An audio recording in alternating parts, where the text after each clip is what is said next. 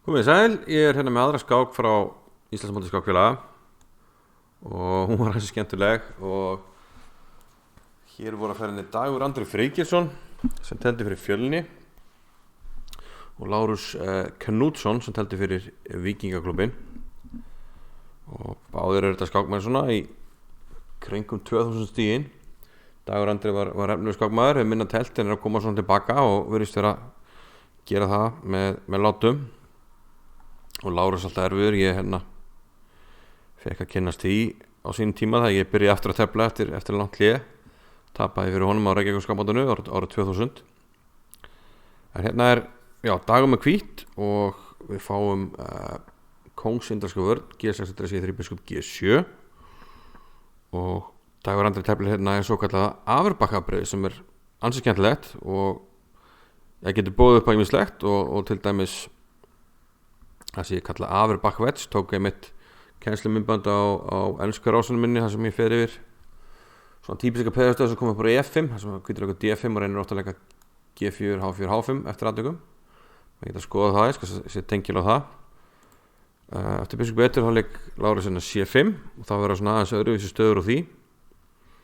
Gallin við held ég Ritter A6 og C5 saman er að það verður svona ólúsara hlutverki á þessum, hann fyrir aftur C5 en með leika E5.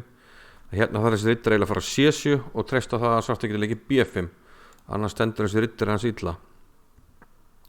Tónum C2 hjá Deyandra, hann ætla kannski að sjá aðeins til hvað hann ætlar að hafa kóngin. A6, þannig að Svartur fer í þetta plan að ætla þetta B5 en hvítur kemur í F4, leikur A4, flókur B8, F4, mjög hvasst. Nú er engin Ritter á D7 þannig að í einhverjum stöðum, bara mjög fljótlega eftir Ritter F3 þá getur F5 komið til greina og Lárus leikur H6, hreikur biskup tilbaka. En þetta getur líka bóðið upp á veikleika og sérstaklega hérna sem hvítur getur verið tilbúin fljótt að leika E5, þá getur E5 komið og E6 í kjölfæri og þá kannski verður þetta peð veikt hérna því að hvítur greifur undan því með því að leika peðinu hérna E6. Þannig að ég er eitthvað sem H6 kannski mögulega veikingi þessari stöðu en það kemur stuttrákun, Ritter finnur 3 dróning E8 og þetta virkar alltaf passið á Svartan, hann er ekki enn á það svona brótast upp bróta upp miðborðið og þetta verðist fyrir á hægfara plan hann fara að leika B5, Svartar fara að leika biskup D7 líka, gerir það eftir stuttarhókun en hvítur er einfaldlega hótt að fara af stað og getur núna að fara að huga því að leika fljótlega E5, gerir það þá ekki strax, leikur hann Ritter D2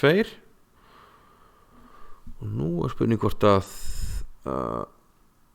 Svartur að leika hérna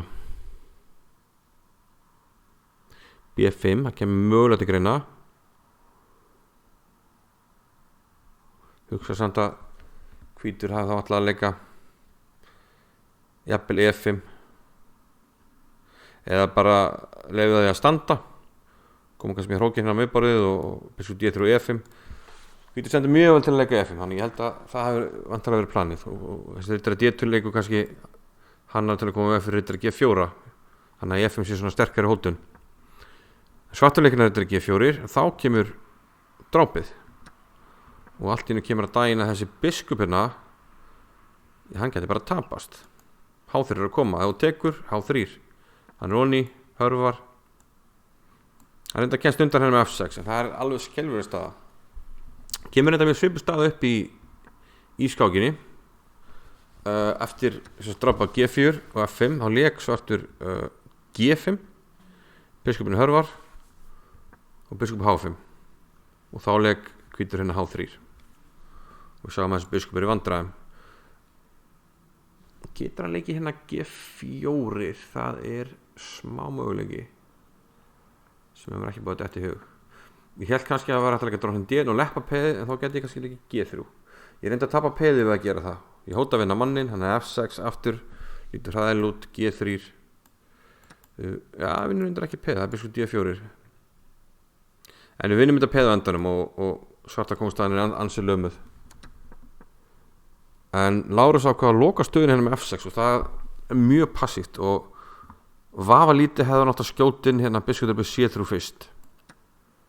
Hvernig svo sem hvítur drepur þá F6, það allavega skömminni skárra. En hann ákveður hérna að grafa biskupi lifandi F6, G4. G4 kom ekki strax, A5. Hann getur leikið G4 þegar hann vill. Og hann leikti hérna eftir nokkra leiki. Mér fannst þetta hér að hvítur að drepa með C-peð. Kannski það einhver misskilningur. Man finnst samt að ef við drepa með C-peð þá sé þessi reitur hérna mjög fallið fyrir riddarann. Bindur alltaf svarta niður við að valda annarkvort A5 eða B6. Og í kjölfæri getur oft komið gegnum brátt með B4 á réttum tíma. Það sem ef P-dreipur þá opnast fyrir biskupinn. Ef A-dreipur þá kemur A5. Hvítur að sjálfsög búin að stilla þá einhvern veginn upp. En ég held að það sé gott að eiga hann reit fyrir riddarann. Þannig að ég hugsa að allra B5 hafi verið svona smá mistök, ekki stór, en hvítur alla stöðuna, G4 og biskupinn hörvar. Sjáum að svartur grjótpassífur, þessi biskup steindauður, en hvítur þarf að brjótast í gegn og það bara innleiti þess og það að fara í gegn hérna á hálínunni. Þannig að hvítur svona tekur til við að tusta.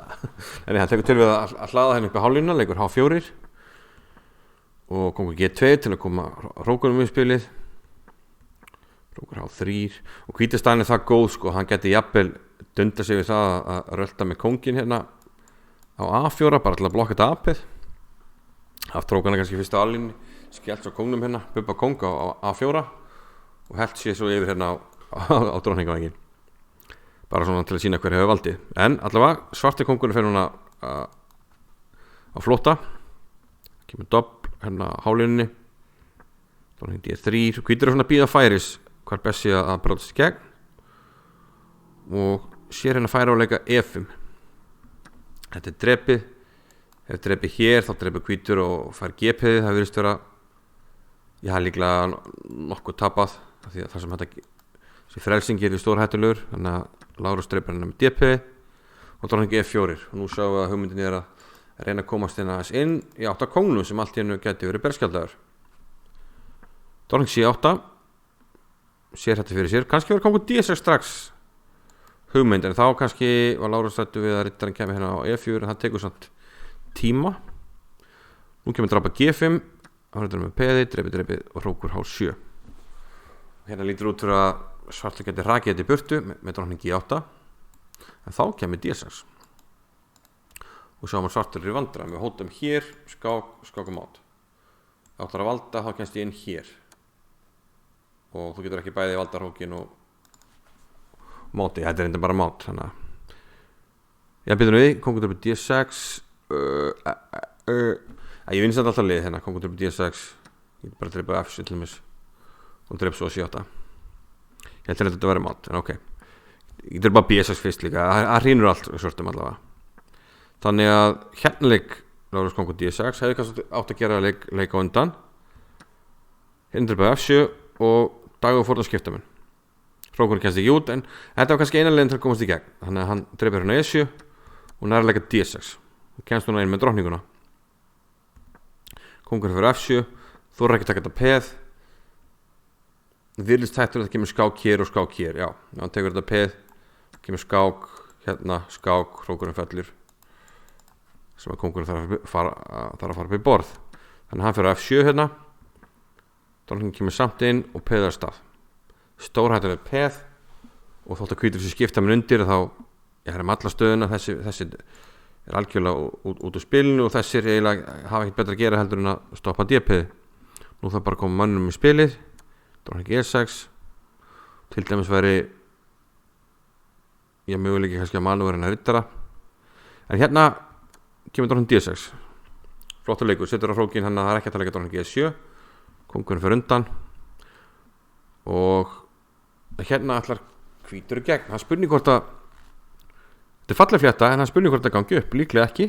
Hann drepur hann G5 biskupinn með G5 og þetta er drepið að þá drepið hann með skák.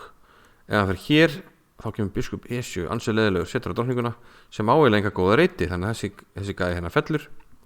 Þannig að svartu verðilega drepa G5. En vandamáli hjá hvítum virðist vera það að eftir að hann fær þessa seinni drókningu sem hann fær núna að þá á svartur að þér virðist gangandi þráskák. Kongur F1, drókning C4, Þetta sé allt rétt. Drottning G4 skák, kóngur D2 og drottning B4 skák minni mig að hafi verið slakuleikur.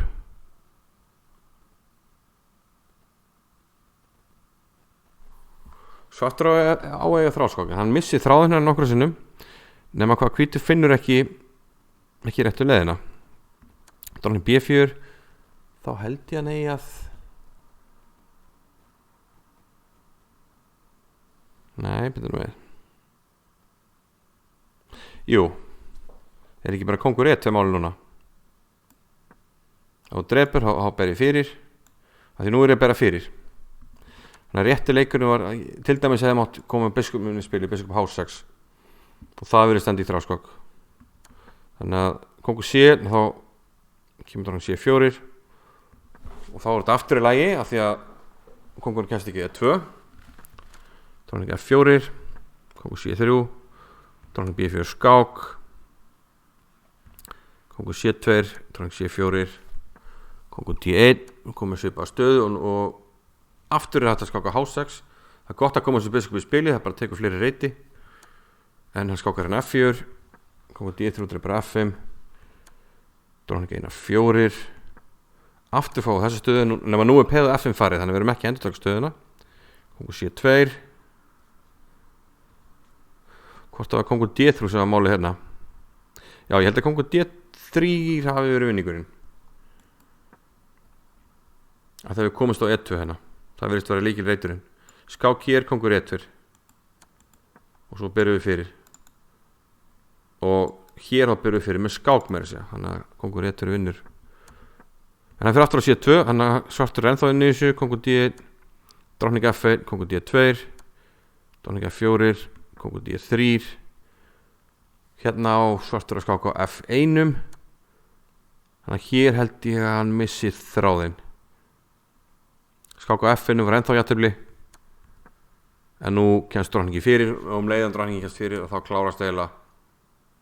klárast skákinnar. Og tvær drottningar eru sterkar. Biskup H6, drottningi 1 til C2 og kóngurinn öruggur A2. Þetta peð mun falla og hvítur með frípeð, þannig að Lárus gafst upp. Þetta var löngskák, 71 leikja skák, mjög skemmtilega og spennandi, svona upp og niður, en virkilega gaman að þessu og já, vonandi höfum við gaman að þessu. Sjáum við síðar.